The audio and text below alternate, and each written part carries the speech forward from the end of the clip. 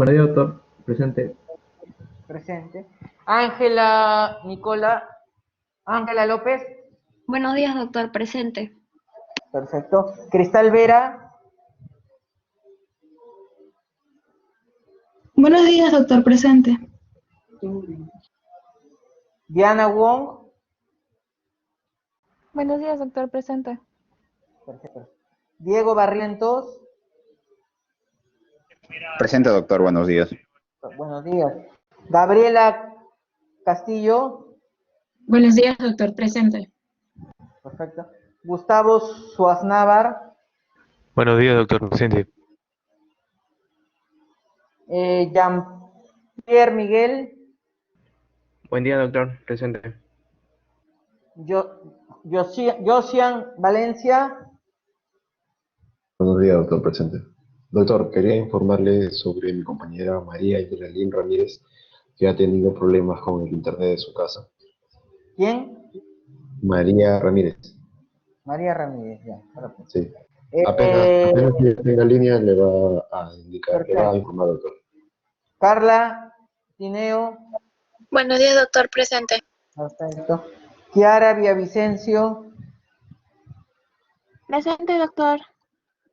Lisek Mamani, Presente, doctor. Lucila Carvajal, Presente, doctor. Buenos días. Marco Pejerrey, Presente, doctor.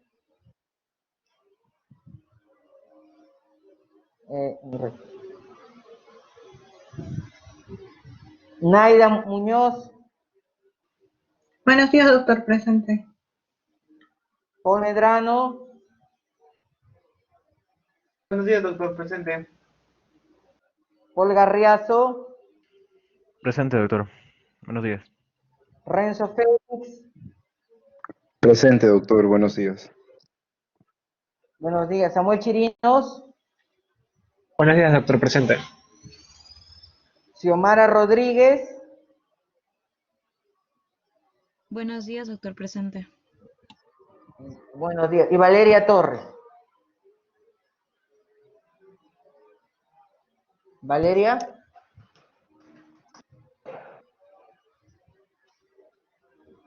Bueno, entonces lo dejo con sus compañeros para que empiecen. A ver. Sí, doctor. Bueno, buenos días a todos. En esta oportunidad, a mi compañera y a mí nos ha tocado exponer el tema de lo que es insuficiencia renal crónica. Vamos a abordar lo que son las definiciones, clasificación, la fisiopatología. Ya en la próxima reunión se verá lo que es el diagnóstico y el tratamiento. Entonces, vamos a comenzar definiendo lo que es, o mejor dicho, qué llamamos lo que es una enfermedad renal crónica. Esto se va a definir como la presencia y la persistencia por más de 3 meses de lo que son las alteraciones tanto estructurales como funcionales del riñón, y que se va a manifestar mediante dos cosas. Una, lo que es la disminución de la filtración glomerular menor a 60 mililitros por minuto por 1.73 metros cuadrados. Y el otro es lo que es indicaciones de lesión renal. Entonces, en lo que es la disminución de la filtración glomerular, eh, dependiendo, estos dos factores van a ser independientes uno del otro. Si bien si uno se presenta y el otro no, ya es característico, ya podemos definir que es enfermedad renal crónica. No es necesario que los dos estén presentes. Eso es lo primero que hay que indicar. Lo que es la disminución del filtrado glomerular, si bien el riñón tiene varias funciones, una de estas va a ser lo que es, digamos, su función excretora, que es la función más, digamos, más importante, más resaltante del riñón. Por eso es lo que se ha agarrado este parámetro como un índice para la función renal, ¿no? En este caso se va a reducir, se va a reducir o se va a ver afectado el riñón, por daño estructural, lo que va a llevar a una disminución del clearance, ¿no?, de la sangre. Y tenemos que la creatinina va a ser el indicador de ¿no? Pero si bien cuando se reduce la tasa de filtración glomerular o cuando hay una injuria, digamos, que lleve a la disminución de la tasa glomerular, a veces la creatinina no se va a elevar junto con una disminución de la tasa de filtración glomerular, ¿no? Es por eso que también se ha hecho lo que es una fórmula, o mejor dicho, digamos, se puede detectar la filtración, el descenso, la bajada de la filtración glomerular mediante el aclaramiento de la creatinina, ¿no? Mediante una fórmula que es la Cockcroft-Gault, y no es la única, también tenemos otra que es la MDRD, que es la siguiente, pero la que mayor se usa es la Cockcroft, puesto que solamente se va a usar lo que es creatinina sérica. O sea, es un indicador de laboratorio que casi todos los laboratorios lo tienen y es de fácil acceso, no solamente usa lo que es creatinina sérica, y es la que también más la que se usa en lo que es la práctica médica, ¿no? Bueno, la fórmula del clearance de creatinina vendría a ser que vamos a tener la edad de la paciente o del paciente y tenemos que lo vamos a restar lo que es 140, es un indicador ya que está formulado la fórmula. 140 menos la edad de la paciente en años, obviamente, y se le va a multiplicar el peso en kilogramos del paciente. A todo eso se le va a dividir lo que es la creatinina sérica en unidades de miligramos por decilitro. Y solamente si se trata de una mujer, de una paciente mujer, solamente si es mujer, se le multiplica por 0,85. Solamente si es mujer. Si es un varón, bueno, solamente queda la fórmula, no la división. La resta de la edad, la multiplicación por el peso y dividido sobre la creatinina sérica. Si bien esta fórmula es la que más se usa, también tiene ciertas desventajas, ¿no? Sobre todo más porque esta fórmula, digamos, sobreestima lo que es la filtración glomerular, porque si bien se utiliza la creatinina sérica, si recordamos lo que es la fisiología, si bien la creatinina se filtra por el glomérulo, no se reabsorbe, pero sí se secreta. Es por eso que hay una sobreestimación. Pues esa sería su desventaja. Ahora, debido a ello, también tenemos otra fórmula que es la MDRD. Acá en esta fórmula ya no se usa lo que es la creatinina. Bueno, acá solo la pusieron, pero no es lo que se usa, no se usa la creatinina mayormente. Lo que se va a usar son otros marcadores o indicadores exógenos, como es la inulina o el yodo tamalato. Y bueno, debido a esto van a ser más costosos, ¿no? Y en la práctica médica no es lo que se usa mayormente. Pero bueno, también está ahí como un indicador de la filtración glomerular. Bueno, último ya es la cistatina C, que bueno, la cistatina C, digamos que también es un indicador o un marcador molecular, pero también es muy costoso, ¿no? Pero es más sencillo, o sea, es mejor indicador que el de la creatinina. Pero acá en Perú muchos laboratorios no tienen, sus laboratorios no están equipados para detectarla. Bien. Otro de los, digamos, de las alteraciones que tienen que estar implicadas en lo que, para definir lo que es enfermedad renal crónica, si bien uno era la disminución de la tasa de filtración glomerular, otro es lo que es alteraciones estructurales. En este caso, indicadores de lesión renal, ¿no? En este caso puede ser debido, podemos indicar o podemos usar alteraciones en lo que es el laboratorio mediante la orina, por ejemplo, cuando hay elevación de creatinina sérica en la sangre, o también en lo que es proteinuria, ¿no? Mediante análisis de orina o hematuria incluso.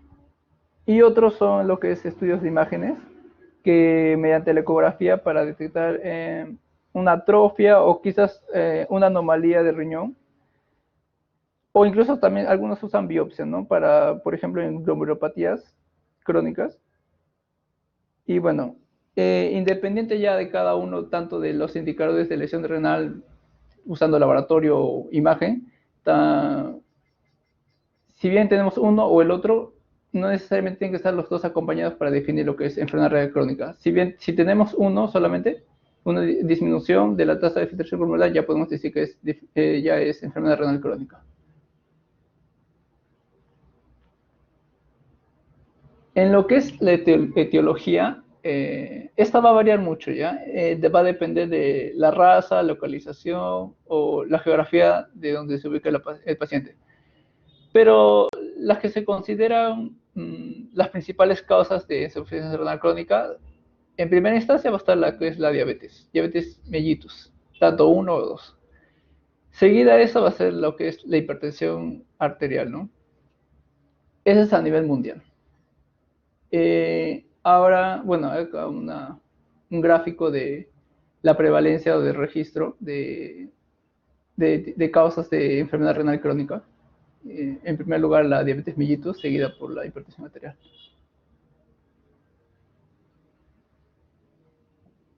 Ya, y en Perú, si bien en Perú no se hacen, digamos, muchos estudios, o cada año no se llevan muchos estudios,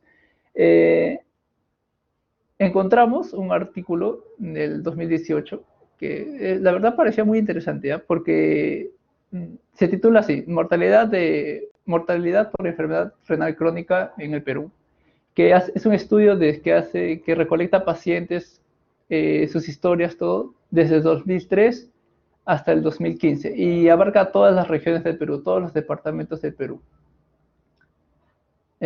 Bueno, en este artículo nos indica que la evidencia y la prevalencia de la insuficiencia renal crónica a nivel del Perú es de un 16%. Esa es la incidencia.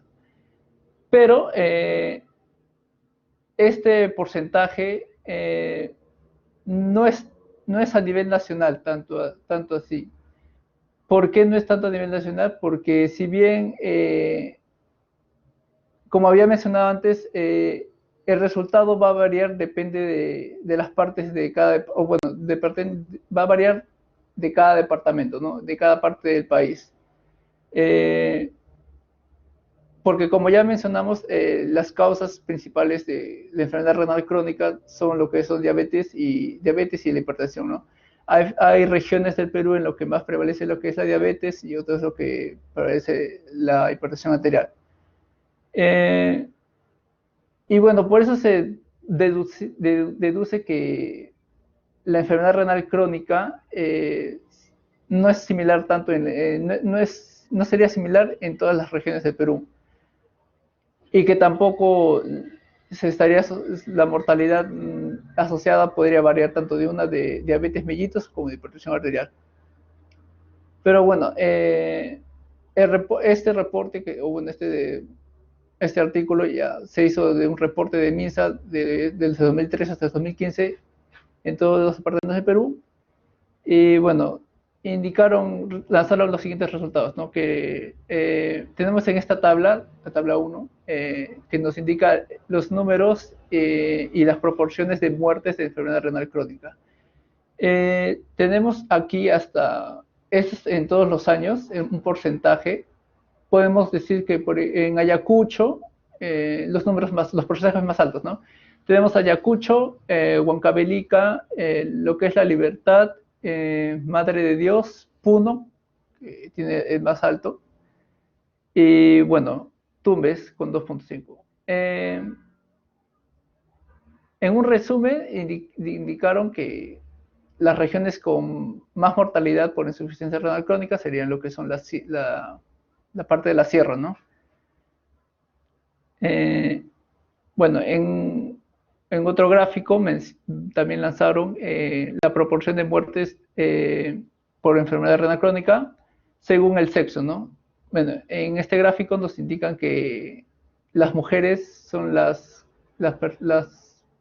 pacientes que más sufren de este daño, o bueno, prevalecen y mueren a causa debido a esta enfermedad, ¿no? Las mujeres en este gráfico indican, luego vendría a ser, los varones están por debajo, y bueno, ya tanto hombres como mujeres nos indican que si bien la enfermedad renal crónica, la muerte, mejor dicho, por enfermedad renal crónica, es, digamos, va subiendo, ¿no? En cada año, el pico más alto fue en el 2007, bueno, y luego fue descendiendo, pero igual sube, aumenta. Esto más se debe a porque tal vez no se detecta, o también los equipos como las salas de diálisis, no todos son iguales, ¿no? En cada departamento del país, ¿no? Obviamente Lima tal vez está más equipada, los hospitales de Lima son más equipados, y los hospitales, digamos, de Puno o de las regiones más alejadas no cuentan tanto con estos aparatos, ¿no? Y bueno, debido a eso, ya viene el análisis de lo que es por cada región del país, ¿no? Tenemos, si bien vemos así panorámicamente, podemos mencionar que Lima tiene una baja tasa de muertes, ¿no? ¿Y por qué sería? Porque Lima tiene baja o poca tasa de muertes por insuficiencia renal crónica. Bueno, según el artículo mencionan que es porque se concentra la mayor cantidad de nefrólogos, ¿no? De especialistas, y que también los centros de capacidad para el tratamiento de lo que es insuficiencia renal crónica se encuentran mejor equipados, ¿no? Pero a pesar de todos los beneficios que presentan los hospitales de Lima, las proporciones de muertes todavía aún están ahí, ¿no? También no es que estén tan bajas. Eso se puede deber por la excesiva demanda, ¿no? Recordemos que también Lima abarca 1/3 de toda la población del Perú, ¿no? En solamente Lima. Bueno, en cualquier caso, ya los servicios pueden mejorar en lo que es la población también.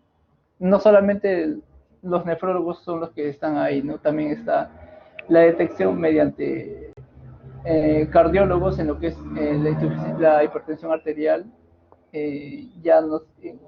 La hipertensión arterial es un indicador que el paciente podría llegar a hacer en un futuro enfermedad renal crónica, ¿no? Incluso la diabetes también. Por eso hay que estar, esas dos especialidades también ayudan a una mejor prevención, ¿no? De lo que es enfermedad renal crónica y no llegar a la muerte. Y bueno, desgraciadamente, Puno, que es la región que está más afectada, o bueno, tiene una tasa de muerte más alta por lo que es enfermedad renal crónica. El artículo indica que puede ser debido a la poca cantidad de especialistas, poca cantidad de nefrólogos, o que bueno, no solamente de los nefrólogos, ¿no? Sino también de otras especialidades, como lo que es endocrinología o cardiología, que no pueden detectar a tiempo, o bueno, no apoyan a la detección o a la prevención de enfermedad renal crónica, ¿no? Y bueno, aparte también está lo que es los establecimientos, ¿no? de salud, el equipamiento, etcétera. Y bueno, si bien otras especialidades también como que podrían ayudar a la detección, no solamente de los nefrólogos o cardiólogos o endocrinólogos, también hay otras especialidades que que podrían apoyar, ¿no?, a prevenir lo que es muerte por enfermedad renal crónica, como por ejemplo médicos generales o médicos de familia, que identifiquen en estas regiones, sobre todo, Puno, Ucayali, regiones de la sierra, alejadas de la capital, que podrían hacer un análisis y una prevención de enfermedad renal crónica, ¿no? Teniendo en cuenta que las causas más frecuentes son lo que es hipertensión, o bueno, diabetes mellitus y lo que es hipertensión arterial. Bueno, este es un cuadro que mi compañera más adelante lo va a detallar más claro. Solamente era para indicar que para clasificar a la enfermedad renal crónica se usa lo que es la tasa de filtración glomerular y añadido a eso lo que es la albuminuria, ¿no?, en cada estadio. Bueno, eso ya lo va a indicar mi compañero más adelante. Bueno, en cuanto a lo que es la fisiopatología, primero tenemos que si bien todo lo que va a desatar una enfermedad renal crónica es la pérdida de las nefronas, ¿no?, en el riñón, que poco a poco van a ir disminuyendo hasta que ya haya una poca cantidad de nefronas que ya no pueda suplir, digamos, o mantener la estabilidad la función del riñón, ¿no? Ya sea por factores o modificadores, digamos, que afecten al riñón, tanto diabetes, etcétera, anemia, que también mi compañera lo va a explicar más adelante, van a hacer que haya una progresión de la enfermedad renal crónica, ¿no? Bien, entonces tenemos lo que es el daño renal, ya sea por diferentes factores. Estos van a hacer que las nefronas disminuyan progresivamente y resultando así en una reducción de la masa, ¿no?, la masa renal. ¿Y qué es lo que al final nos va a dar? Primero, lo que son alteraciones de las funciones renales, ¿no?, tanto como el equilibrio ácido-base, no solamente eso, sino también el desequilibrio también hidroelectrolítico, o incluso la acumulación de los solutos que el riñón excreta, ¿no?, o secreta. Solutos orgánicos como la urea, la creatinina, que normalmente se excretan por el riñón, ¿no? Y bueno, también no solamente eso, sino recordemos que también una de las funciones del riñón es la producción de eritropoyetina o el metabolismo de ciertas sustancias como la vitamina D u otras hormonas. Y bueno, conforme a que la función renal va disminuyendo, digamos, conforme la función o incluso la masa renal va disminuyendo, también va disminuyendo su función. Al principio se va a activar lo que es una serie de mecanismos de compensación que van a hacer que, esto va a explicar que los pacientes con enfermedad renal crónica al principio pueden estar asintomáticos, ¿no?, debido a los mecanismos de compensación, pero luego cuando ya se ha perdido, digamos, hasta más de un 70% de la masa renal, ya es imposible mantener esa compensación, ¿no? Y eso que el paciente empieza a presentar lo que son los síntomas, ya que mi compañera más adelante también lo va a mencionar. Pero bueno, vamos a mencionar uno de los principales mecanismos de compensación. Bueno, uno de los principales mecanismos de compensación es la hiperfiltración glomerular. Si bien las nefronas van a ir perdiéndose con la función renal, van a ir atrofiándose, las otras nefronas que todavía no se dañan se van a volver hiperfuncionantes para compensar la disminución de la tasa de la filtración glomerular de las nefronas que ya se han visto afectadas, ¿no? Pero esta hiperfiltración glomerular si bien al principio mantiene lo que es el balance aceptable, el balance de líquidos, electrolitos, lo que es la secreción de hormonas, la excreción de metabolitos o de solutos orgánicos, va a haber una hiperfiltración de las nefronas sanas, y va a haber una distensión también del glomérulo, ¿no? Va a haber una mayor filtración del glomérulo, mayor presión del glomérulo, que al haber una mayor perfusión o, digamos, hiperfiltración de los glomérulos sanos, las células mesangiales que están alrededor del glomérulo van a sentir esa presión y se van a sentir afectadas, ¿no? Provocando su secreción de diversos factores, como el factor de crecimiento de fibroblastos, y provocando una fibrosis, ¿no? Y bueno, al final terminando en lo que es una glomerulosclerosis, ¿no? De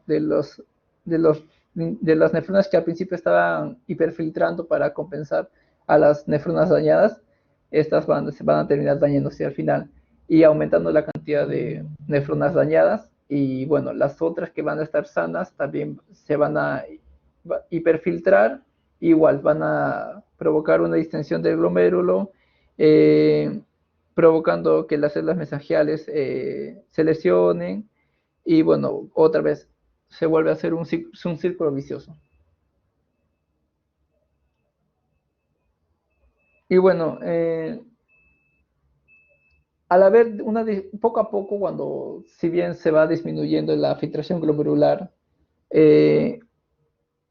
un importante ion en este caso, que también va a desatar la lesión una de las manifestaciones clínicas, es el fósforo, ¿no? Si bien recordemos que el fósforo y el calcio son inversamente proporcionales. Si uno se filtra, el otro se absorbe, y viceversa. Si uno se absorbe, el otro se filtra.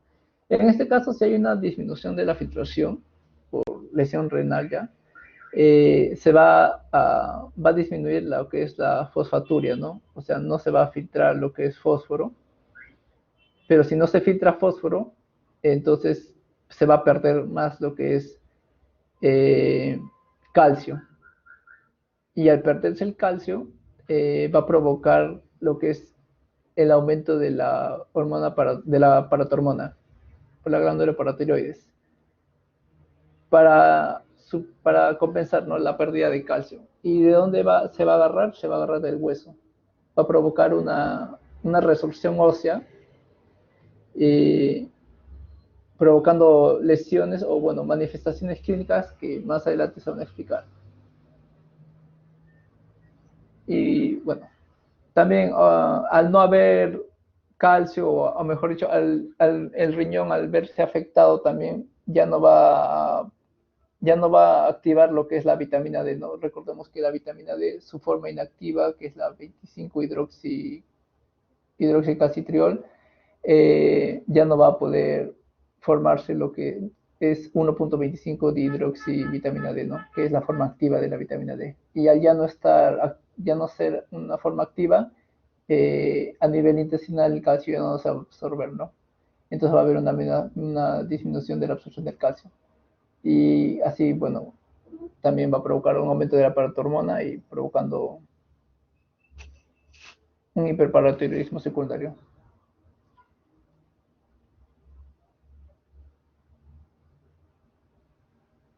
Bien, doctor. Buenos días. Doctor, buenos días, compañeros. Continuando con la exposición, voy a hablar sobre los factores de riesgo, la clasificación y las manifestaciones clínicas de la enfermedad renal crónica. Empezando con lo que son los factores de riesgo, hay que tener en cuenta que vamos a tener tanto factores de susceptibilidad, factores iniciadores de la enfermedad de progresión y factores propios del estadio final de la enfermedad renal crónica. Dentro de los factores de susceptibilidad, van a ser los factores que van a incrementar el posible daño renal que se puede presentar. Aquí vamos a tener lo que es la edad avanzada, una historia familiar de enfermedad renal crónica, una masa renal disminuida, el bajo peso al nacer, la raza negra u otras minorías étnicas, pero principalmente la raza negra, lo que es la hipertensión arterial, la diabetes, obesidad y un nivel socioeconómico bajo. Dentro de los factores iniciadores, son, como su mismo nombre lo dice, que inician directamente lo que es el daño renal.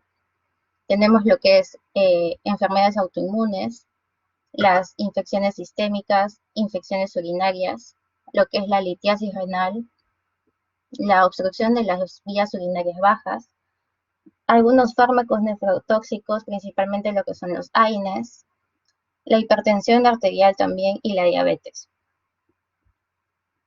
Dentro de los factores de progresión de la enfermedad, son los que empeoran y aceleran lo que es el deterioro de la función renal.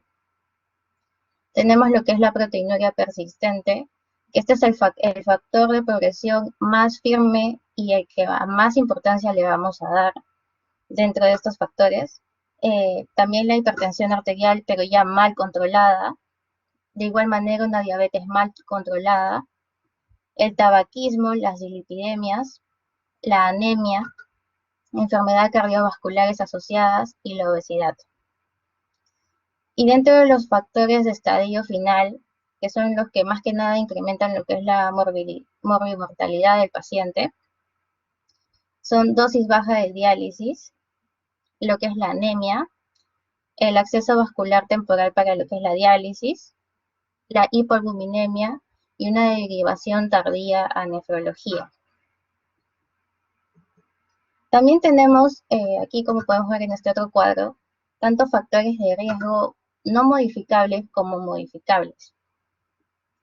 Dentro de lo que son los no modificables, tenemos lo que es la edad, el género, la raza, lo que es la diabetes mellitus, factores genéticos, el bajo peso al nacer, disminución del número de nefronas, ya sea congénito o adquirido. En el caso de la edad, va a ser que una edad avanzada es un factor de riesgo que aumenta lo que es la enfermedad renal crónica, pero no tanto en sí un factor de progresión como lo estábamos viendo en el cuadro anterior. Solo hay que tener en cuenta que con la edad avanzada hay un deterioro funcional que va avanzando progresivamente. Dentro de lo que es el género, se ha visto una mayor incidencia en lo que es el género masculino. Dentro de la raza, como lo estaba mencionando, la raza negra o afroamericana, está demostrado que hay una mayor incidencia en este tipo. El bajo peso al nacer está asociado a lo que es un reducido número de nefronas y lo que es un desarrollo posterior de lo que viene a ser la enfermedad renal crónica. Otros factores de riesgo, como son los modificables, tenemos una actividad persistente de causa original. También puede ser amplificadores comunes de riesgo, como lo son la hipertensión arterial, evaluar lo que es la proteinuria, si es mayor a 1 gramo al día, si hay alguna infección en el tracto urinario, una obstrucción, el uso de analgésicos u otros fármacos nefrotóxicos. También vamos a tener factores que promueven incremento del flujo, como el alta ingesta de proteínas, un descontrol de la glucemia y en el caso del embarazo también. Otros factores modificables son la hiperlipidemia, anemia crónica, el tabaquismo y la obesidad. Hay que tener en cuenta aquí que la hipertensión arterial está asociada muy conjuntamente a lo que es la enfermedad renal crónica, ya que la padecen más del 75% de los pacientes. Y es a la vez causa y consecuencia de la enfermedad renal crónica. En este caso, se recomienda, ya se va a hablar en la segunda parte de enfermedad renal crónica el jueves, pero se recomienda lo que es una presión arterial clínica menor a 140/90, y en pacientes diabéticos o con proteinuria, el objetivo es que sea menor a 130/80, ¿no? Ahora, este es un cuadro muy parecido al que tenía mi compañero. hablando sobre los factores de riesgo, recalcando los no modificables, que son la edad avanzada, el sexo masculino, el bajo peso en nacer y la raza negra. Los potencialmente modificables: hipertensión, diabetes, obesidad, dislipidemias, tabaquismo, la hiperuricemia y la hipoalbuminemia. Y los inherentes a lo que es la enfermedad renal crónica. En este caso, vamos a tener lo que es la anemia, alteraciones de calcio, fósforo y la paratormona, y lo que es la acidosis metabólica. En el caso de la anemia y las alteraciones del metabolismo mineral, y dentro de estas, más precisos, lo que es la hiperfosforemia, se han asociado a un mayor deterioro renal y más rápido. Sin embargo, estos factores se consideran como consecuencia del daño renal, por lo que es difícil aislar su efecto como predictor de la enfermedad. En cualquier caso de estos pacientes, la corrección correcta de la anemia y de estas alteraciones del metabolismo están indicadas en lo que son las fases precoces de la enfermedad renal crónica. A su vez, lo que es la acidosis metabólica es muy frecuente en la enfermedad renal crónica, debido a que va a haber una deficiente eliminación de la carga ácida por parte del riñón, que ya vamos a ver más adelante. Y asimismo se describe como un factor desfavorable en lo que es la progresión de la enfermedad renal crónica. Y también recalcar de nuevo la proteinuria como factor de progresión de la enfermedad renal crónica más predictivo y el que tenemos que evaluar constantemente. Dentro de lo que es la clasificación, me pareció interesante colocar este cuadro, donde se da lo que es la relación de la velocidad de filtración glomerular con el número de nefronas funcionales. Hay que tener muy en cuenta que, sin importar o sin tener una etiología precisa de lo que es la enfermedad renal crónica, siempre esta va a representar lo que es una pérdida de las nefronas funcionales, con un deterioro progresivo tanto de la filtración glomerular, una capacidad de reabsorción tubular deteriorada también, y funciones endocrinas deterioradas. Entonces, como lo vamos a ver más adelante, todas las formas de enfermedad renal crónica se van a caracterizar porque van a tener una reducción de la filtración glomerular, lo que se va a reflejar en una reducción correspondiente del número de nefronas funcionales. Esta velocidad de destrucción de las nefronas difiere entre todos los pacientes, ya que en algunos se va a dar en meses y en otros va a durar incluso años. Hay que tener en cuenta también que lo típico es que los signos y síntomas, como vamos a ver más adelante en las manifestaciones clínicas, estos signos y síntomas de la enfermedad renal crónica van a ocurrir de manera gradual y no es hasta que se hagan evidentes, hasta más que nada que el paciente ya está en una enfermedad renal crónica terminal. Entonces, conforme se van destruyendo estas estructuras renales, las que hacen las otras nefronas restantes se van a hipertrofiar, tanto estructural y funcionalmente. Cada una de estas va a aumentar su función, como tratando de compensar las nefronas que se han perdido. Y en este proceso, cada nefrona restante debe filtrar más partículas de solutos desde la sangre, y es solo cuando las pocas nefronas restantes se destruyen, es que se hace ya más evidente lo que son las manifestaciones clínicas. Como podemos verlo aquí, ¿no? A mayor velocidad de filtración glomerular, va a haber mayor número de nefronas funcionales y viceversamente. Tenemos también fórmulas para la estadificación que ya les había mencionado a mi compañero. Tenemos estas dos principalmente, ya no voy a incidir mucho en esto ya que él ya lo explicó con más detalle. Simplemente recalcar que la de Crocroft-Gaul es la más usada en la práctica clínica, pero es la menos precisa, mientras que la MDRD es una fórmula mucho más precisa y exacta que se va a usar en estos pacientes. Entonces, ahora sí, antes de establecer lo que son los estadios de la enfermedad renal crónica, hay que tener en cuenta que su clasificación se basa en lo que ya estaba mencionando, en la tasa de filtración glomerular. Y esta última, bueno, constituye uno de los principales métodos para medir la función renal, tanto en personas sanas como en personas enfermas. Tener en cuenta que esta tasa de filtración glomerular varía de acuerdo a lo que es la edad, el sexo y el tamaño corporal. Y el valor normal en adultos jóvenes es de 120 a 130 mililitros por minuto sobre superficie corporal, el cual va disminuyendo con la edad. Por otro lado, hay que también tener en cuenta que una tasa de filtración glomerular menor a 60 mililitros por minuto sobre superficie corporal va a representar ya una pérdida de más del 50% de la función renal. Y por debajo de este nivel, la prevalencia de las complicaciones y mayores manifestaciones clínicas propias de la enfermedad renal van a aumentar. Entonces vamos a tener 5 estadios. En el estadio 1 va a haber un daño estructural renal con la presencia de una filtración glomerular normal mayor o igual a 90 mililitros por minuto. En el caso del estadio 2, también hay un daño renal y la filtración glomerular aquí ya se va a ver levemente alterada. Va a estar entre 60 a 90 mililitros por minuto. El estadio 3 a su vez se divide en A y B.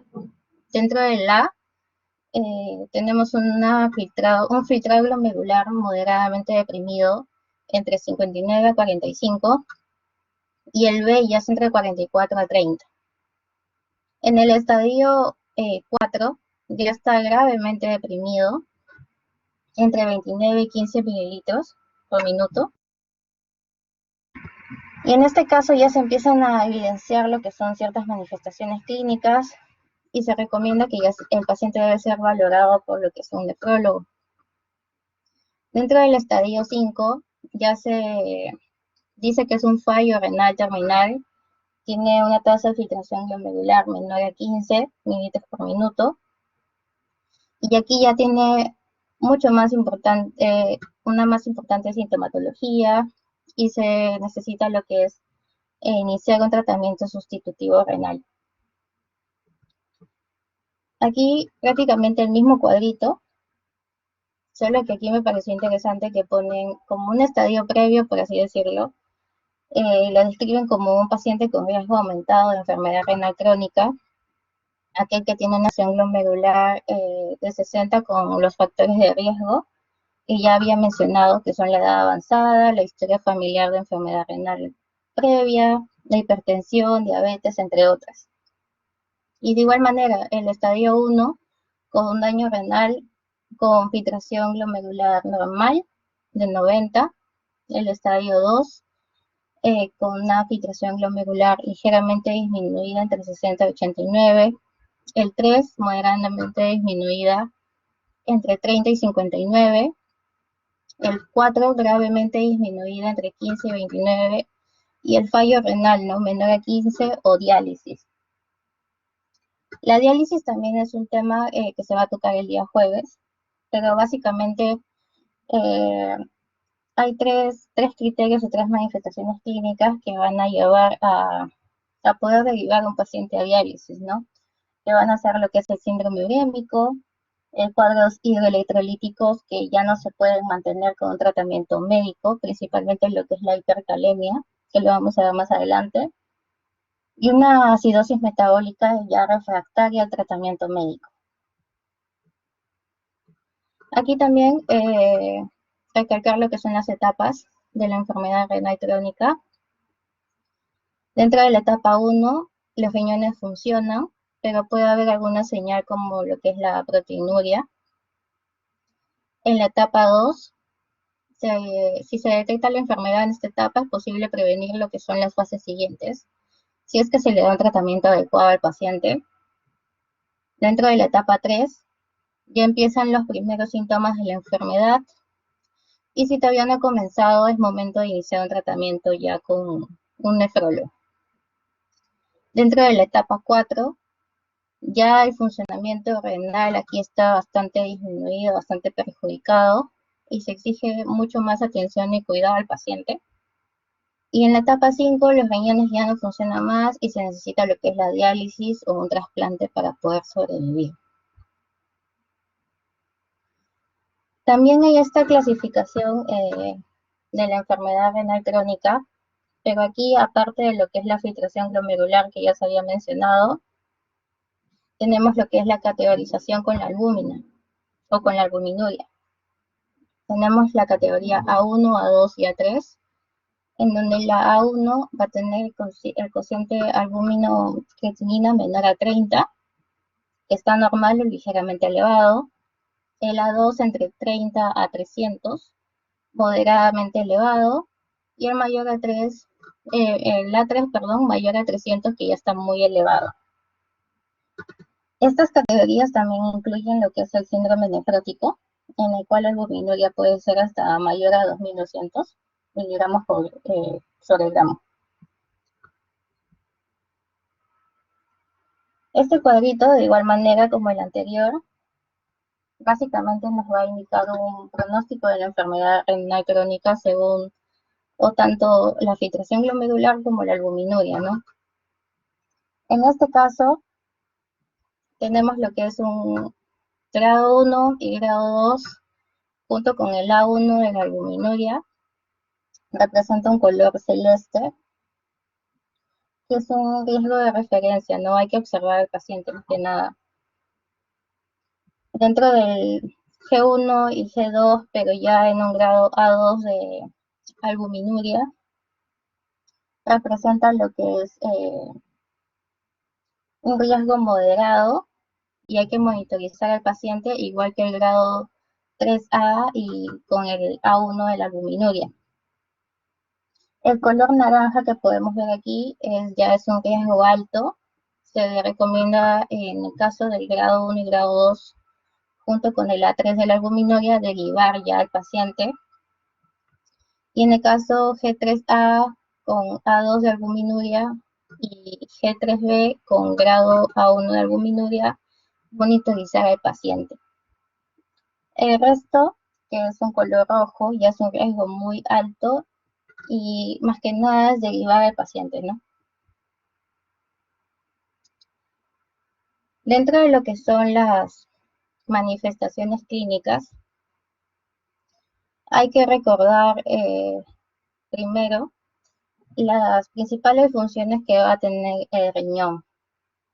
Cómo remover los desechos, remover el exceso de fluido, tanto como en la concentración y dilución de la orina, regular lo que es el balance ácido, ya que hace lo que es la excreción de hidrogeniones y la conservación de bicarbonato. También otra de sus funciones es lo que es la regulación de los electrolitos, regula lo que es la presión sanguínea, regula la producción de células rojas de la sangre a través de la síntesis de eritropoyetina y regula la toma de calcio, ¿no? Entonces, un riñón enfermo ya va a tener ciertos problemas y es aquí donde vamos a ver las manifestaciones clínicas. Va a haber una sobrecarga de fluido, se va a dar lo que es la elevación de urea, creatinina, potasio, entre otros. Va a haber cambios a nivel de las hormonas que controlan lo que es la presión arterial, la producción de glóbulos rojos, entre otras manifestaciones que vamos a ver más adelante. Entonces,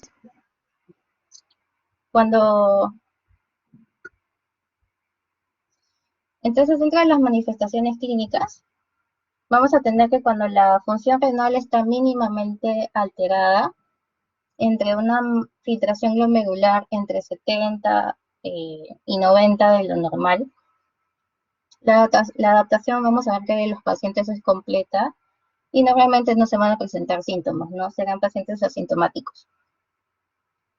Pero mientras que lo que viene a ser la destrucción de las nefronas va progresando, se disminuye lo que es la capacidad de concentración del riñón, aumenta la diuresis para eliminar lo que es la carga obligatoria de los solutos, y por eso va a aparecer lo que es la poliuria y la nicturia como primeros síntomas en estos pacientes. Ya cuando la filtración glomerular cae por debajo de 30 mililitros por minuto, van apareciendo progresivamente los síntomas propios del síndrome urémico, como lo son la anorexia, las náuseas, astenia, el déficit de concentración, los edemas, parestesias e insomnio. Aquí podemos ver en este cuadrito de acá diversos signos y síntomas que van a presentar los pacientes con enfermedad renal crónica, pero aquí se encuentran como que en desorden, por así decirlo. Entonces vamos a tratar de englobarlo dentro de esta memotecnia que encontré. La A de acidosis metabólica, la B de manifestaciones neurológicas que va a presentar el paciente, en este caso la encefalopatía urémica, y en el caso de la diálisis también se va a presentar alteraciones neurológicas. A nivel cardiovascular, nivel digestivo, endocrino, nivel de fosfato y calcio, a nivel del agua y sal, va a haber también lo que es un compromiso hematológico, va a haber lo que es la hipercalemia, alteraciones en la uric-creatinina y manifestaciones clínicas de la piel también, que ya voy a explicar aquí más adelante. Entonces me pareció propio que si se dan lo que son las manifestaciones clínicas, se sepa qué mecanismo y cómo se dan estas, no solo es mencionarlas. Entonces vamos a tener que la enfermedad renal crónica va a tener diferentes mecanismos por los cuales se van a dar estas manifestaciones, entre los cuales están estos que podemos observar aquí. El balance de sodio y agua, un balance de potasio, eliminación de desechos nitrogenados, la producción de eritropoyetina, lo que es el equilibrio ácido-base, activación de vitamina D y la eliminación de fosfato.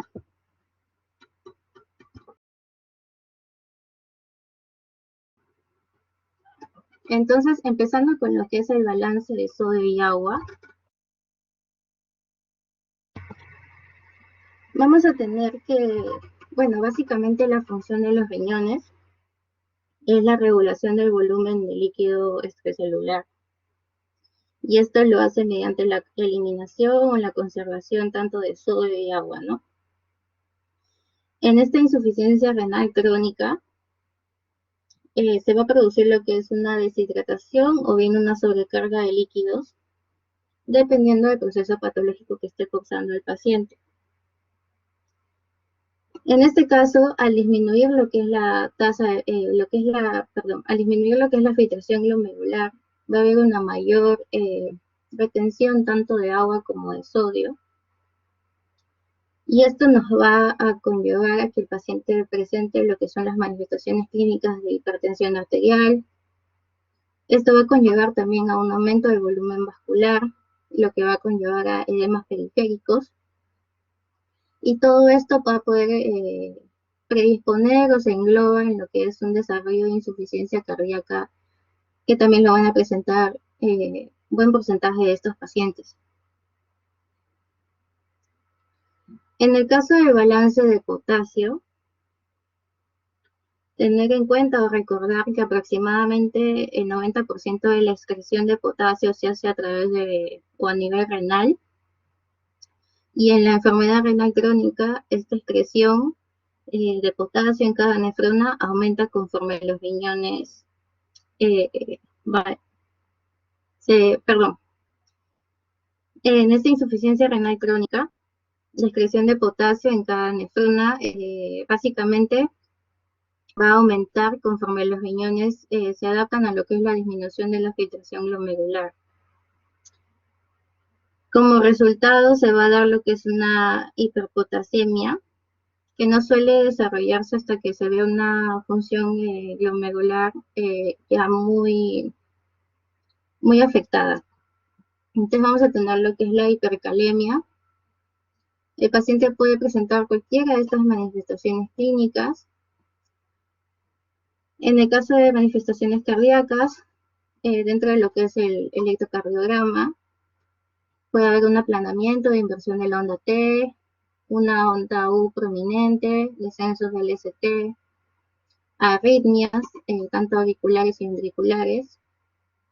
Dentro de manifestaciones neuromusculares presenta lo que es la debilidad, la astenia, los calambres, parestesias y hasta parálisis respiratoria. Puede presentar manifestaciones digestivas como lo es el estreñimiento, renales, en el caso de una alcalosis metabólica. Puede haber un aumento de la producción renal de nitrógeno para una encefalopatía hepática, aumento de la producción renal de prostaglandinas, una pérdida de cloro, entre otras. Y dentro de las endocrinas y metabólicas, va a conllevar una disminución de aldosterona, un aumento de renina, va a haber un descenso de insulina e intolerancia a hidratos de carbono también. En el caso de lo que es la eliminación de desechos nitrogenados, vamos a tener que la urea es uno de los primeros desechos nitrogenados que se van a acumular en la sangre y se van a concentrar en lo que es la enfermedad renal crónica. Y esta va a ser a su vez cada vez más elevada conforme el daño renal va progresando, pudiendo llegar o elevarse hasta mayor a 800 miligramos por decilitro. En lo que se refiere a la uremia, que vendría a ser lo que es la urea en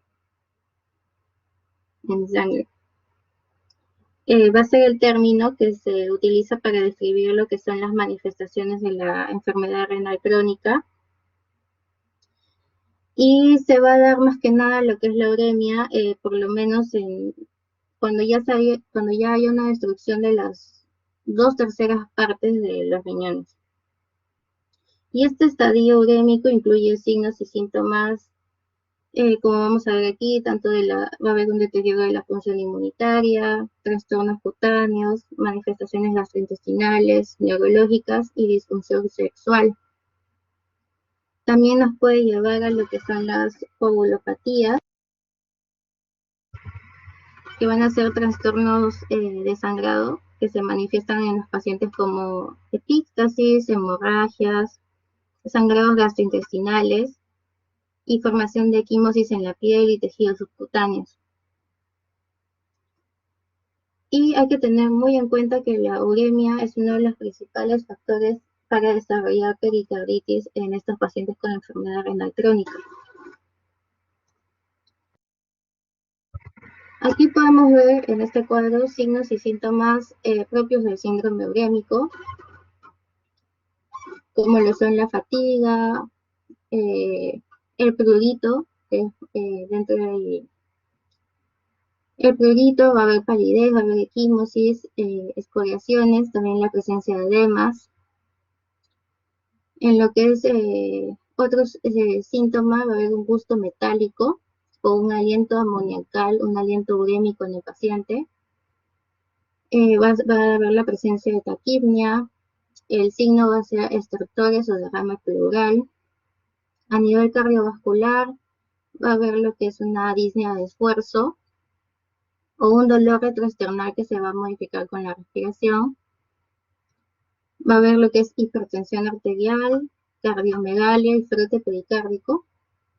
A nivel gastrointestinal, lo que es la anorexia, náuseas, vómitos e hipo y hemorragias digestivas. A nivel hematológico, evidenciar lo que es la debilidad y conjuntivas y mucosas pálidas propias de lo que es la anemia. A nivel genitourinario va a haber una impotencia, va a haber lo que es la necturia. A nivel neuromuscular, entumecimiento de las piernas, calambres y lo que son las piernas inquietas. Y a nivel neurológico, una irritabilidad, el líbido también va a estar disminuido, va a haber estupor, va a haber asterixis y mioclonías. Con lo que respecta a la producción de eritropoyetina, Tener en cuenta que los riñones son el sitio primario de lo que es la producción de eritropoyetina,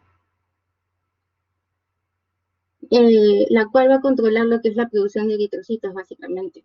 Entonces, en esta enfermedad renal crónica, la producción de eritropoyetina suele ser insuficiente para estimular la producción adecuada de eritrocitos en la médula ósea.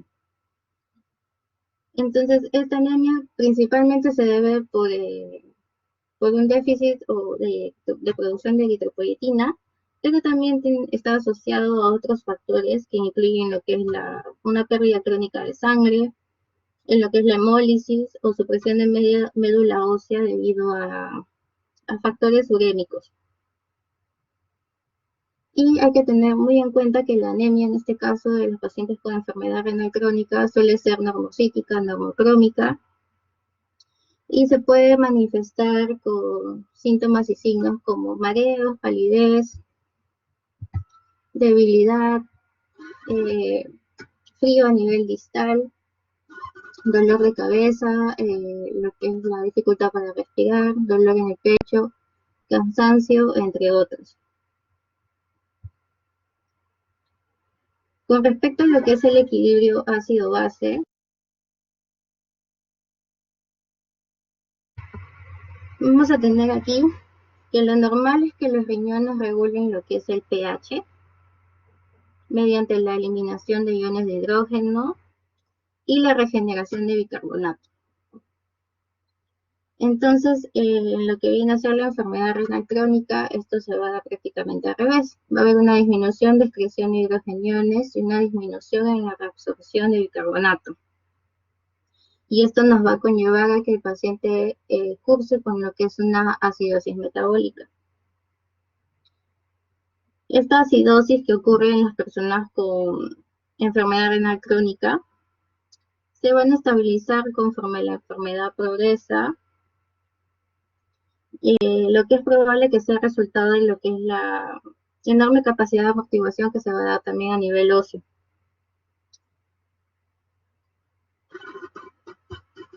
Y por último, lo que es la activación de vitamina D y eliminación del fosfato, que se va a tratar de manera conjunta. Aquí, como ya bien lo estaba mencionando mi compañero también anteriormente, vamos a tener tanto anomalías del metabolismo del calcio y del fósforo que van a ocurrir en la enfermedad renal crónica. Entonces, empezando por lo que es el fósforo, la regulación de estas concentraciones requiere normalmente de una excreción urinaria de una cantidad igual ingerida a lo que viene a ser la dieta. Pero con el deterioro de la función renal, ya se va a afectar lo que es la excreción del fosfato y como resultado se van a elevar estas concentraciones a nivel sérico. Al mismo tiempo van a que disminuyan que aumentan lo que son las concentraciones de fosfato, va a disminuir lo que es la concentración de calcio. Recordar que estas van a estar inversamente relacionadas, por ende si una aumenta, la otra disminuye. Entonces, a su vez, esta hipocalcemia que se va a evidenciar va a estimular lo que es la activación de la PTH, de la paratormona, como aumento resultante en la reabsorción del calcio del hueso también. Doctor, un momentito, por favor.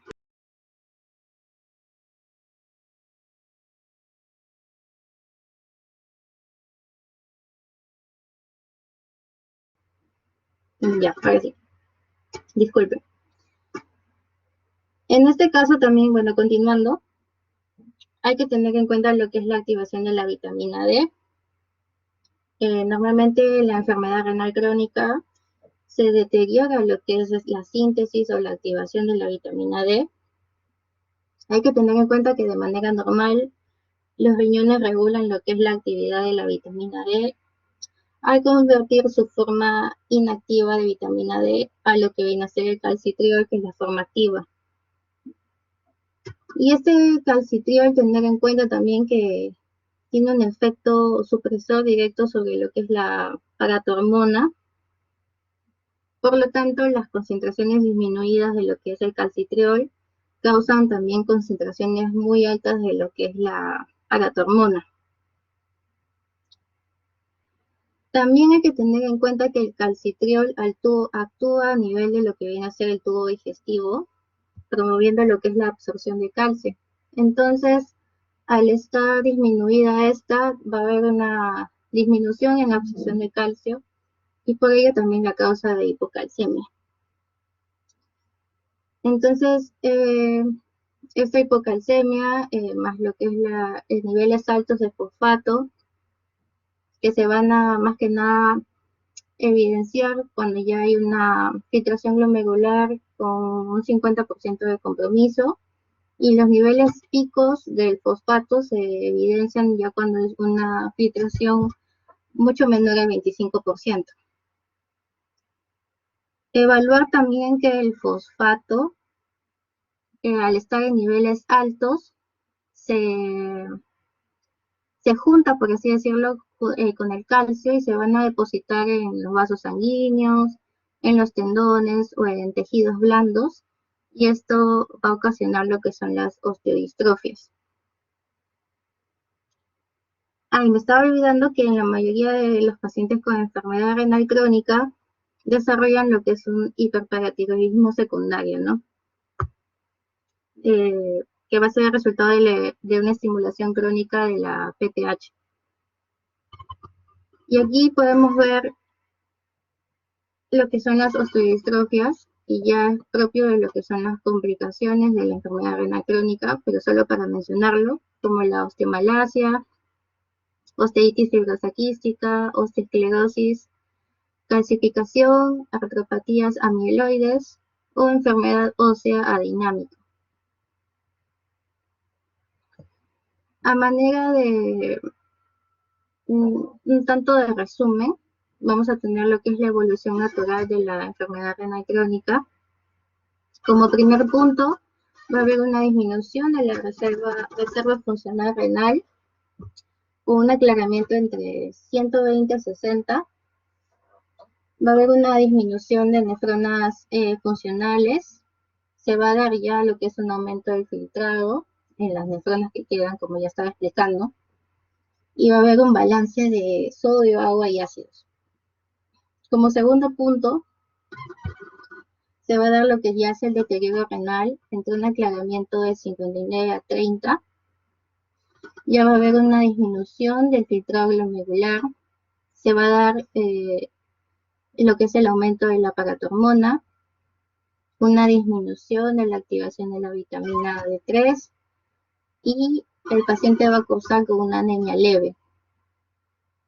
Para el punto 3, que es la insuficiencia renal, con un aclaramiento entre 20 al 10, ya va a haber un aumento de lo que es el fósforo. Puede observarse o puede evidenciarse lo que es el hiperparatiroidismo en el paciente, las osteodistrofias. El paciente va a estar cursando con lo que es acidosis metabólica, presencia de uremia, una anemia mucho más marcada, hipocalcemia, hiponatremia y falta de concentración y dilución de la orina. Y como último punto, lo que es la uremia, con un aclaramiento menor a 10. Y aquí ya se van a presentar signos y síntomas como irritabilidad, letargia, ya va a haber una anemia mucho más severa. Se pueden dar también coagulopatías, que ya lo había mencionado, inmunosupresión, la hipertensión arterial, anorexia, vómitos, la neuropatía periférica. Como complicación de la osteodistrofia puede presentarse lo que son fracturas, la impotencia sexual, esterilidad, homeostasis del calcio y agua dependiente de lo que es la diuresis. Puede haber lo que es disnea y también complicarse lo que es un edema agudo de pulmón.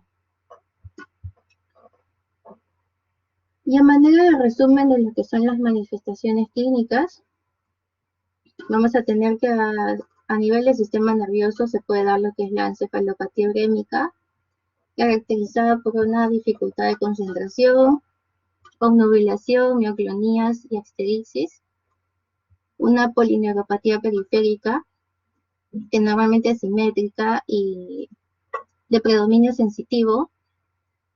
Y aquí vamos a tener el síndrome de las piernas inquietas a predominio nocturno. Cabe recalcar que este síndrome de piernas inquietas se tiene que diferenciar muy propio de lo que vienen a ser las convulsiones, ya que normalmente se confunden. Y dentro de lo que es la neuropatía autónoma, va a haber lo que es hipotensión ortostática, una respuesta normal a lo que es la maniobra de Valsalva y trastornos en la sudoración. A nivel hematológico, como ya sabemos lo principal, la anemia, se va a evidenciar con palidez, astenia, taquicardia. Puede haber también lo que es una disfunción plaquetaria, lo que es equimosis, menorragia, sangrado prolongado después de muy pequeñas heridas y un déficit inmunitario. Se va a ver comprometido lo que es la inmunidad celular y la inmunidad humoral. La respuesta a antígenos va a estar disminuido, el número de linfocitos B también se va a ver muy reducido. Y a nivel del sistema cardiovascular, que es uno de los principales, vamos a tener lo que es la hipertensión arterial, la insuficiencia cardíaca congestiva, la angina de pecho, arritmias, lo que es la pericarditis, como consecuencia de lo que es la uremia, claudicación intermitente o accidentes cerebrales vasculares. Hay que tener en cuenta que las manifestaciones clínicas cardiovasculares, como podemos ver, son múltiples, pero adquieren lo que es el primer lugar como causa de morbilidad y mortalidad en los pacientes. Lo más frecuente que pueden desarrollar estos pacientes es una enfermedad coronaria, ya que el paciente con enfermedad renal crónica también suele cursar con lo que son las dislipidemias, la hipertensión, la diabetes, que son factores de riesgo para lo que es la enfermedad cardiovascular en sí.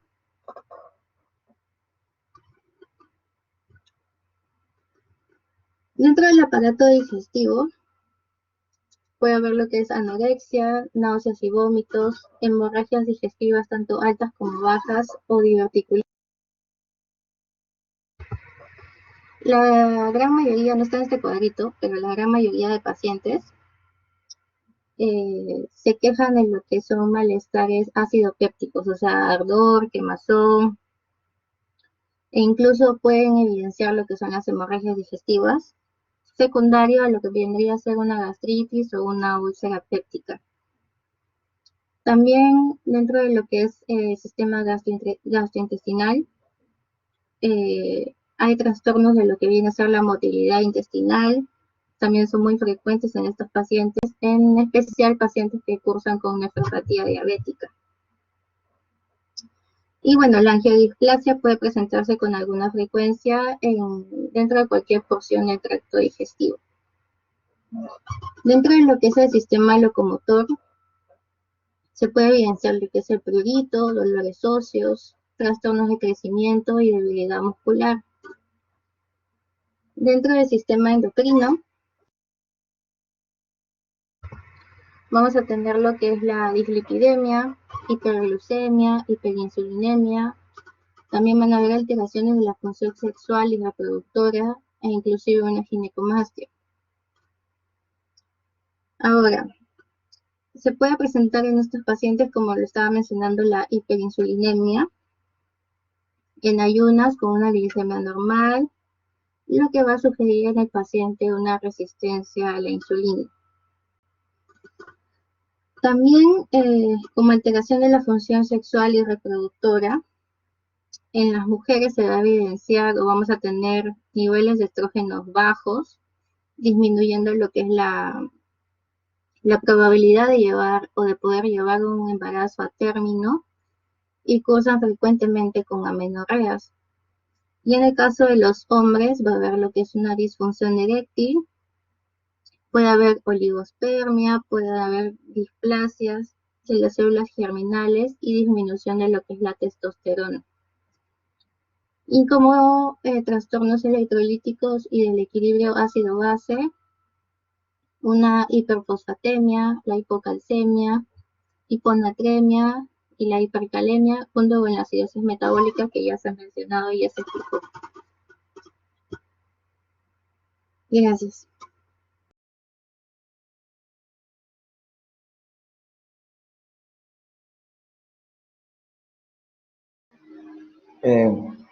A ver, bueno, primero para felicitarlos a los dos ponentes,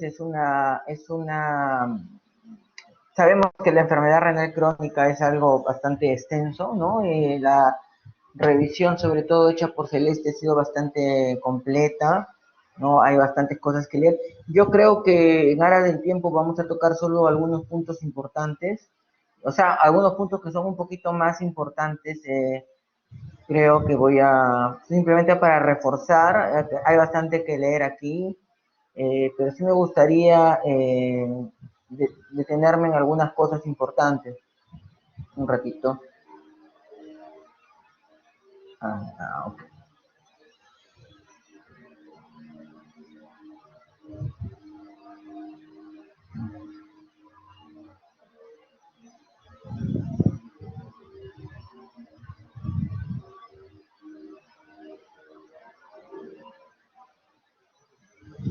Primero, para detenerme en este cuadro, ¿no? Ya hay diferentes formas de ver cuáles son los factores que van a estar involucrados en lo que es la enfermedad renal crónica. Hay un cuadrito que ha puesto su compañera Celeste de factores de predisposición, de inicio, causa y de progresión y dentro de la diálisis. Y también hay otro cuadro de factores modificables o no modificables, de acuerdo a si podemos hacer algo o no. Y por ejemplo, acá nosotros tenemos, que me parece bien este cuadrito de no modificables también, que por ejemplo la edad avanzada aquí tenemos es un factor no modificable, ¿no? Ya con la edad los pacientes disminuye lo que es la función del riñón y es algo con lo que nosotros no podemos hacer nada, los que tienen bajo peso al nacer. Aquí faltaría también, por ejemplo, los pacientes monorrenos que solo nacen con un riñón, tienen menos masa, obviamente el volumen total de nefronas que los que tenemos dos riñones. Entonces son factores no modificables, pero que inciden en el futuro que los pacientes puedan presentar enfermedad renal crónica. Mira, bajo peso al nacer también es importante, ¿no? Cuando no logran la maduración adecuada de los riñones. Y por otro lado, aquí sí existen factores que son modificables y que prácticamente cuando nosotros vayamos a ver cómo es el manejo o el tratamiento de una enfermedad renal crónica, se van a dar cuenta de que para manejar una enfermedad renal crónica no tenemos que tener un medicamento especial no existe un manejo especial para enfermedad renal crónica. Existe manejo de factores, existe tratamiento o control de factores, no especial. No es que va a venir el paciente, a veces viene el paciente y quiere que le dé su pastillita para frenar su enfermedad renal crónica, y cuando tú le das su pastillita para la diabetes y para la hipertensión, como que te miran y te dicen, pero eso me da el cardiólogo, eso me da el endocrinólogo, ¿no? ¿Me entienden? Entonces, lo que vamos a modificar son factores. Y acá entre los principales factores, como mencionaron, está la hipertensión, la diabetes, ya está de más decirle que son las principales causas de enfermedad renal crónica. Algunos factores importantes en que incidir, el tabaquismo. Hablamos mucho de proteinuria, ¿no? De como el principal factor de progresión, por eso su compañero lo ha sacado aparte, y me gusta este cuadro, lo ha sacado aparte para darle la importancia y no que se mezcle aquí, sino para la importancia. Pero el tabaquismo es tan importante como la proteinuria. O sea, un paciente que fuma, así tú le tengas controlada su hipertensión, diabetes, le des sus medicamentos nefroprotectores, su progresión va a ser hacia una insuficiencia renal progresiva, solo por el hecho de no dejar de fumar. No hay otros factores importantes aquí, como el colesterol, los triglicéridos, la obesidad. Esto para destacar también el ácido úrico, cuando está elevado, es un factor de riesgo de insuficiencia renal. Entonces, no se olviden, dentro de sus análisis también el ácido úrico es importante durante lo que es la enfermedad renal crónica, porque también una paciente con hiperuricemia tiene mayor riesgo de enfermedad renal crónica.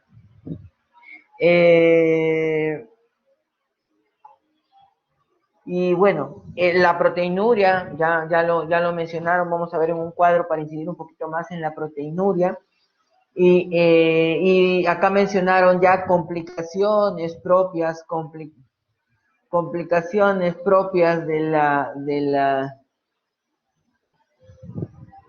complicaciones propias de lo que es la enfermedad renal crónica, ya aparecen ahí.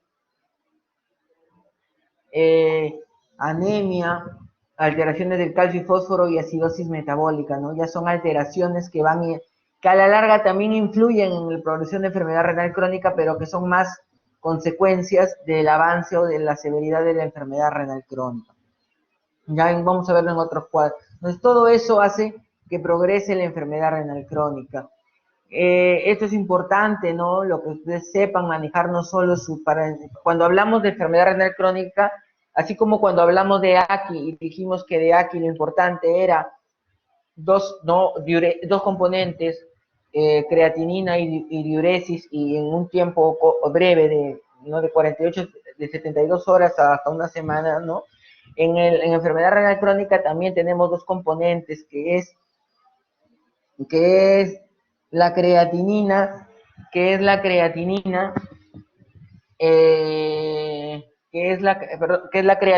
para hallar la tasa de filtrado glomerular, y por otro lado es el daño renal. Daño renal, como su compañero inicial Luis lo comentó, implica varias cosas, ¿no? De alteraciones radiológicas, proteinuria, hematuria, pero no vamos a quedar solo con proteinuria para que para que lo tengan bien claro. Entonces, cuando hablemos de daño renal, hablamos de un paciente que bota proteínas, un paciente con proteinuria.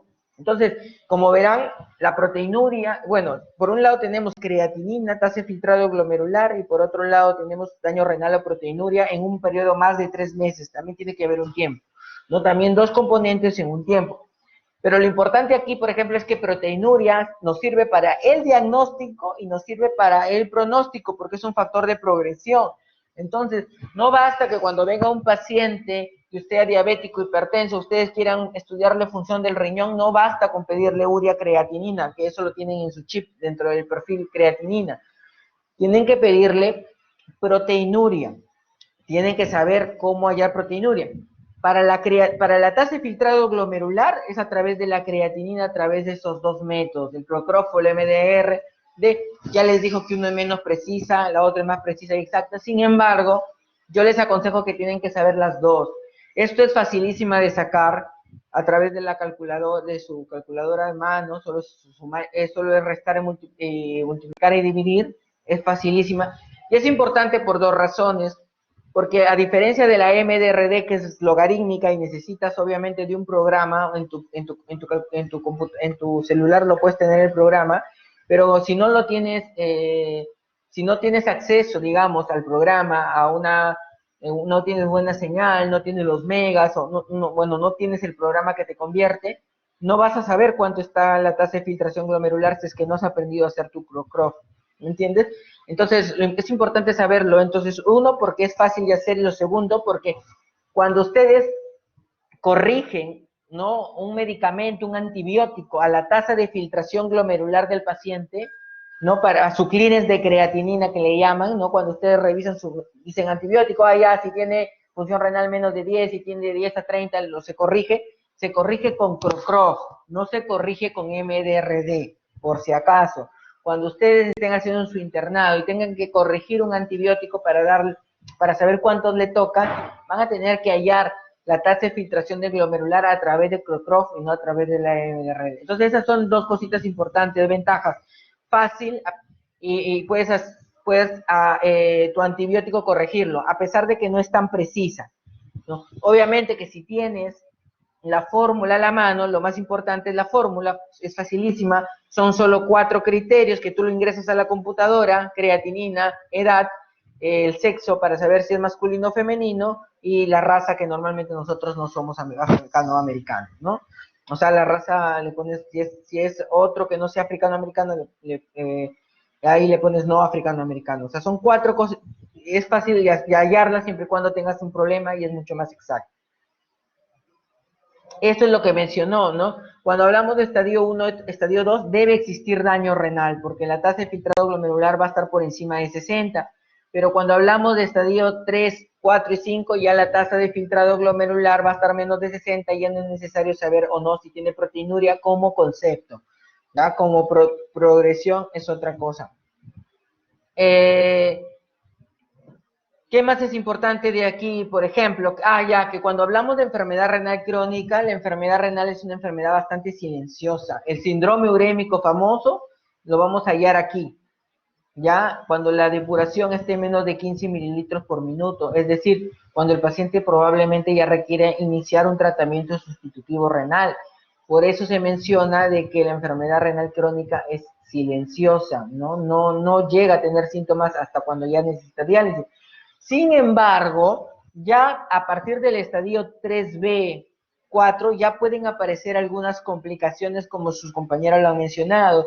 Ya puede haber problemas del calcio, problemas del fósforo, puede comenzar a presentar anemia leve en el estadio 3B, y aquí obviamente que la anemia se hace mucho más llamativa, y también se puede ver ya problemas claros del calcio y del fósforo, pero como ustedes verán, calcio, fósforo, anemia, hemoglobina, seguimos hablando de análisis de sangre, no estamos hablando de sintomatología.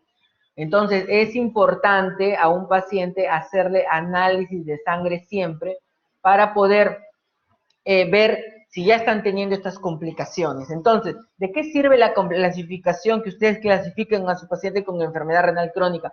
Para que puedan saber ya si están en estos estadios 1 y 2, a veces son reversibles, pueden ser reversibles, pero en esos estadios 3, 4 y 5, ya pueden ver qué complicaciones, o sea, si yo ya tengo un paciente con estadio 3B, tengo que pedirle una hemoglobina porque sé que puede comenzar a hacer una anemia. Si está en el estadio 4, tengo que pedir algún programa de calcio y fósforo porque ya sé que va a comenzar a hacer alguna hipercalcemia, hiperfosfatemia, paratormona para ver si hay un hiperparatiroidismo, etcétera.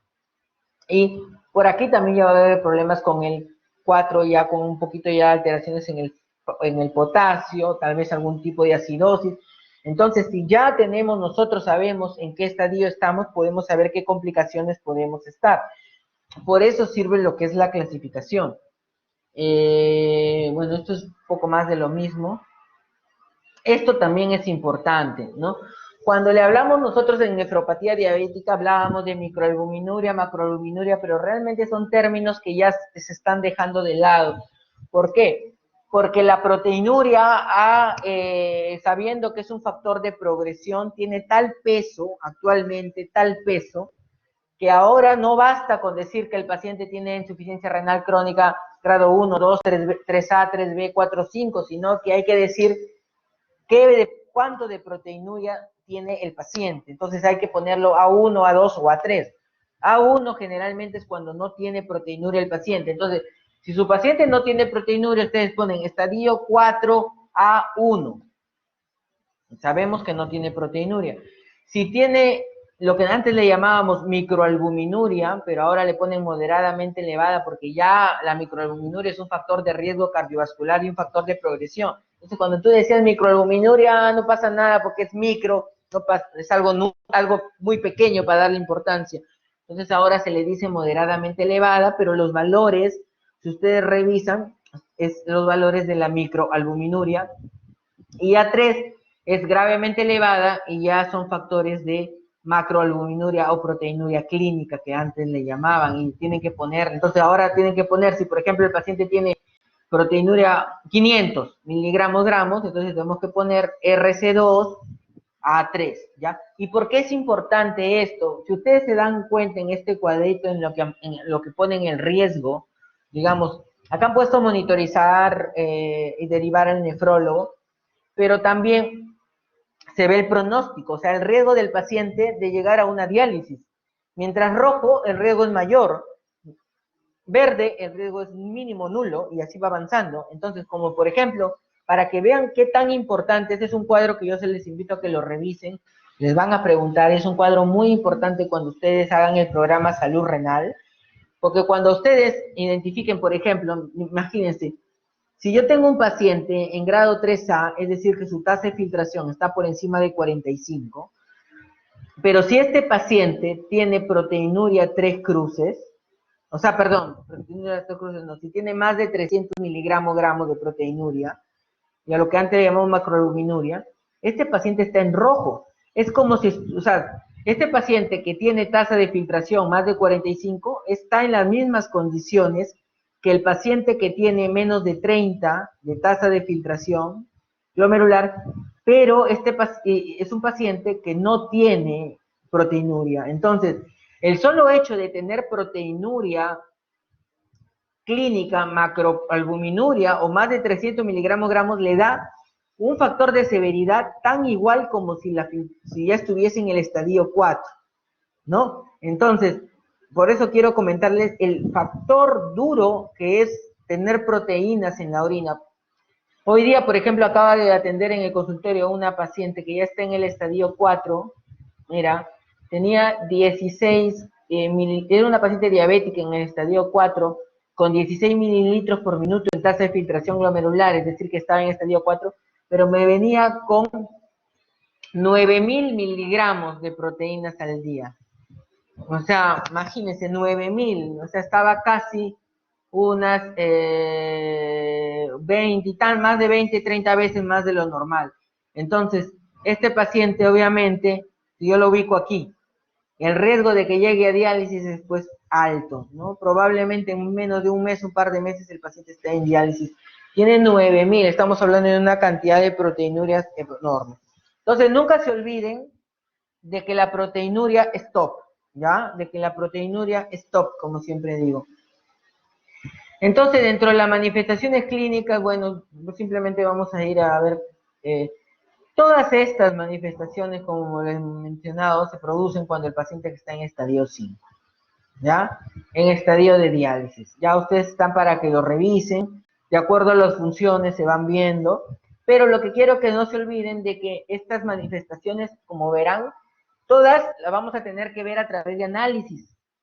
Ahora me viene un paciente, pues no, la mayoría por la pandemia no se han hecho análisis desde febrero. Entonces tengo que indicarles lo importante que es hacerle análisis, porque no sabemos cuánto está su creatinina en este momento. No puedo compararla con la de febrero si no tengo análisis. Por más que me digan yo me siento bien, puedes sentirte bien hasta que tengas 16 de tasa de filtración glomerular. Incluso teniendo 15, 14, 13, pero no significa que tus riñones no haya avanzado en la enfermedad renal crónica. Pero sí puede haber, por ejemplo, algunos problemas del sodio, problemas de potasio, la hipercalemia. Obviamente que problemas de la anemia, del ácido base, de la vitamina D y de eliminación del fósforo. Creo que hay otro cuadrito que está un poquito... Muy bien, porque se han detallado uno por uno. Ya la anemia, ya está de más ya decirle de qué tipo es. Ya, esto para nuevamente recalcarles, si nosotros vemos aquí, ustedes donde solo van a encontrar síntomas va a ser en el estadio 5. O sea, en otro estadio al final no van a encontrar síntomas, ¿no? Todo lo otro son ya problemas que tú no lo encuentras en análisis. Pero sí hay que, lo que voy a recalcar aquí es, a veces el primer signo que uno encuentra es el aumento de la paratormona, de la disminución de la vitamina B2, perdón, de la vitamina D. Es lo primero que aparece, incluso antes que problemas del calcio y fósforo. ¿Por qué? Porque al momento de retener el fósforo, al momento de bajarse el calcio, primero el organismo va a responder aumentando la paratormona, ¿ya? Aumentando la paratormona para tratar de compensar, botar fósforo y retener calcio en la sangre, ¿no? Llega un momento que a pesar de que aumentas, ya obviamente no es suficiente y ya por más que haya aumentado la paratormona, ya hay evidencia de que el fósforo baja y de que el calcio, perdón, que el fósforo sube y que el calcio baja y que ya lo podemos ver en el estadio 3B, 3, 4, ¿no? Que aquí ya se ve aumento del fósforo y hipocalcemia. Entonces, en el estadio 2, 3A, ya podemos ver si somos un poquito muy acuciosos, pedir una paratormona y una vitamina D. En el estadio 3B, 4, ya vamos a ver el aumento del fósforo, la hipocalcemia, la anemia, ¿ya? Hipercalemia probablemente. Entonces, hay análisis hay que estar pidiéndole a estos pacientes, ¿ya? Creo que por en aras del tiempo vamos a dejarlo aquí, vamos a retomarlo el día jueves con la parte de lo que es el tratamiento, el manejo, vamos a hablar un poquito del programa de salud renal que a ustedes le va a competir, va a ser de su competencia, perdón, y es necesario dejar unas cositas claras, ¿ya? Entonces, en aras del tiempo, nos vemos el día sábado.